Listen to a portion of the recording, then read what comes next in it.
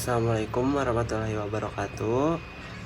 Perkenalkan, nama saya Zian Kaza Zakaria dari kelas 4902 Prodi Manajemen Pemasaran dengan absen 23.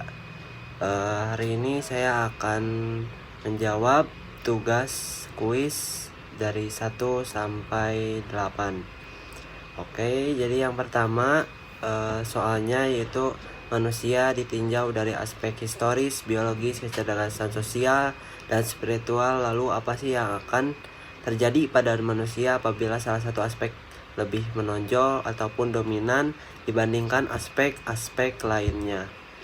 Nah, jadi manusia dan keseimbangannya tuh tentu ada dicakup dari aspek historis, yaitu sadar akan asal-usul. Yang kedua ada biologis, memenuhi kebutuhan fisik. Yang ketiga kecerdasan, menggunakan akal. Sosial, yaitu berinteraksi dengan sesama. Dan spiritual, terhubung dengan Tuhan. Dan ketidakseimbangnya akan melahirkan ekstremisme. Dan jika salah satu dominan dari aspek biologis, maka manusia akan menjadi makhluk yang hanya mengejar nafsu dan mengesampingkan moralitas. Kalau misalkan dominan lebih kecerdasan, manusia lebih rasional dan ekstrim, yaitu suka sombong, memenuhkan logika dan menolak spiritual dan kehilangan empati. Kalau misalnya dominan sosial, yaitu akan melahirkan pribadi tanpa pendirian yang hidup hanya untuk validasi orang lain. Dan terakhir, yang lebih menonjol dari spiritual akan menghasilkan individu yang menarik dari dunia, yaitu mengabaikan tanggung jawab sosial dan keluarga atas nama spiritualisme. Dan yang kedua, nomor 2, ada trilogi relasi antara Tuhan, alam semesta, dan manusia, dan jelaskan dengan contoh praktik dan realisasi trilogi relasi tersebut. Nah, yang nomor 2 ada trilogi, yaitu antara hubungan hablum minallah, yaitu hubungan dengan Tuhannya. Ini adalah fondasi utama manusia adalah beribadah kepada Allah. Nah, itu contohnya dengan kita melaksanakan sholat, puasa, zakat. Ini tuh bentuk taat antara manusia dengan Tuhan. Yang kedua ada hubungan antara alam dengan manusia, yaitu hablum minal alam. Nah, sebagai manusia kita harus benar-benar memiliki tanggung jawab untuk menjaga, melestarikan alam maupun di darat maupun di lautan. Kita harus mencerminkan ke nilai ketuhanan, nilai yang mencerminkan. Dan yang ketiga ada hubungan antara manusia dengan manusia atau disebut hablum minallah. Dan ini adalah hubungan yang menuntut manusia untuk membangun masyarakat yang adil, penuh kasih sayang, dan saling tolong menolong. Dan lanjut nomor 3, Quran surat Al-A'raf ayat 172 dan Quran surat Ar-Rum ayat 30 serta relasi dengan fitrah. Quran surat Al-A'raf, A'udzubillahi minasyaitonirrajim. Bismillahirrahmanirrahim. Wa id akhadha rabbuka min bani adamin durihim durriyatahum wa ashhaduhum ala anfusihim alasbi rabbikum qalu bala syahidna aw taqulu yaumal qiyamati inna kunna an hada ghafilin. Dari surat Al-A'raf, Shadaqallahul Adzim. Dari surat Al-A'raf menjelaskan momen ketika Allah mengeluarkan keturunan manusia dari tulang belakang Nabi Adam, lalu mengambil kesaksian dari jiwa mereka dengan bertanya, bukanlah aku Tuhanmu? Dan mereka tuh menjawab, benar, kami bersaksi Ayat ini memiliki makna bahwa manusia dilahirkan dengan fitrah tauhid, yaitu keyakinan keesaan Tuhan sebagai dasar argumen agar mereka tidak dapat beralasan pada hari kiamat dan mereka tidak mengetahui tentang tauhid. Dan selanjutnya ada Quran surat Ar-Rum ayat 30 yang berbunyi Bismillahirrahmanirrahim.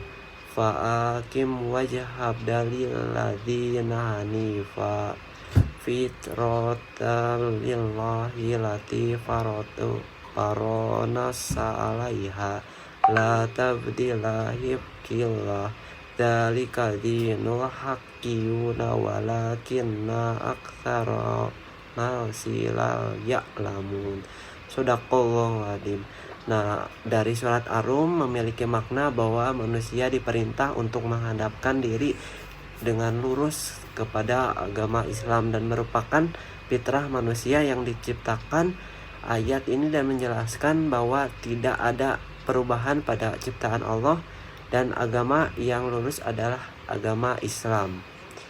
Dan lanjut nomor 4 yaitu bentuk hidayah Allah kepada manusia serta relasi dengan ungkapan saya belum mendapatkan hidayah.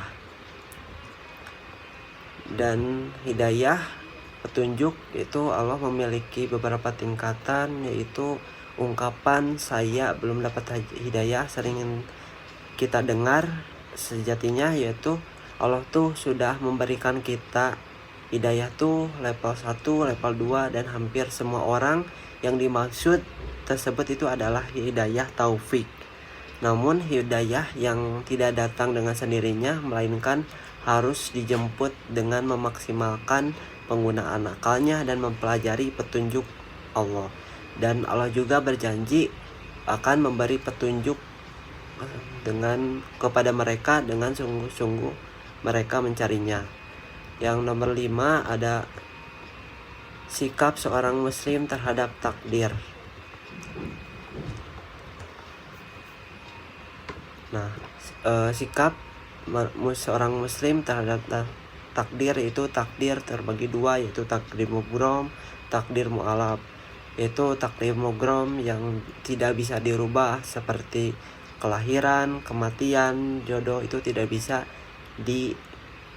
diubah.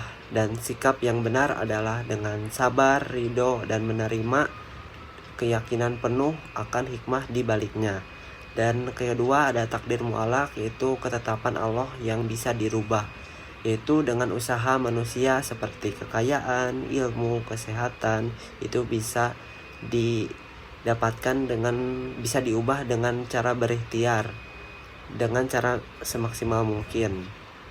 Dan lanjut yang nomor 6, mengapa ada manusia yang percaya kepada ramalan atau bintang para dukun. Nah, yang nomor 6 itu orang tersebut akidahnya kurang, yaitu keyakinan bahwa Allah yang mengatur segalanya itu belum tentu tertanam kuat. Yang kedua itu ada keputusan jalan pintas, itu saat terhimpit masalah mereka kehilangan arah dan harapan pertolongan Allah dan mencari solusi instan dengan menggunakan praktik-praktik yang terlalang. Dan yang nomor 7 ada Al-Quran adalah manual book. Yang nomor 7 itu analogi Al-Quran sebagai buku pedoman sangat tepat. Seperti manual itu berisi informasi, yaitu mengenalkan siapa Allah, itu tujuan penciptaan, itu menjelaskan mengapa manusia itu diciptakan, itu sebagai petunjuk penggunaan, itu berisi aturan dan cara menjalani hidup agar berfungsi dengan baik. Dan Al-Quran juga sebagai solusi masalah, yaitu memberikan jalan keluar dari setiap kesulitan dan sabar sebagai solusinya. Dan yang terakhir ada nomor 8, yaitu realita sikap dan perhatian kaum muslimin terhadap Al-Quran dan hadis di zaman modern ini. Nah, di zaman modern ini sikap kaum muslimin terhadap Al-Quran dan hadis ada sisi negatif dan positif.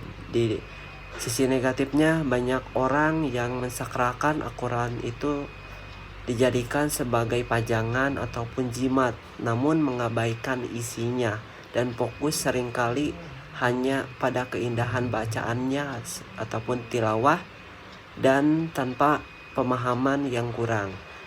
Dan ada sisi positifnya, yaitu teknologi memudahkan akses Al-Quran, terjemahan, dan kajian ilmu. Tunggu semangat belajar agama di kalangan anak muda dan meluaskan gerakan hafalan menghafal Al-Quran, dan semakin banyak pula untuk menunjukkan relevansi Al-Quran dan hadis untuk menjawab pertanyaan kontemporer. Dan segitu saja yang bisa saya sampaikan. Mohon maaf atas kesalahan yang saya bicarakan ataupun yang saya perbuat. Terima kasih. Wassalamualaikum warahmatullahi wabarakatuh.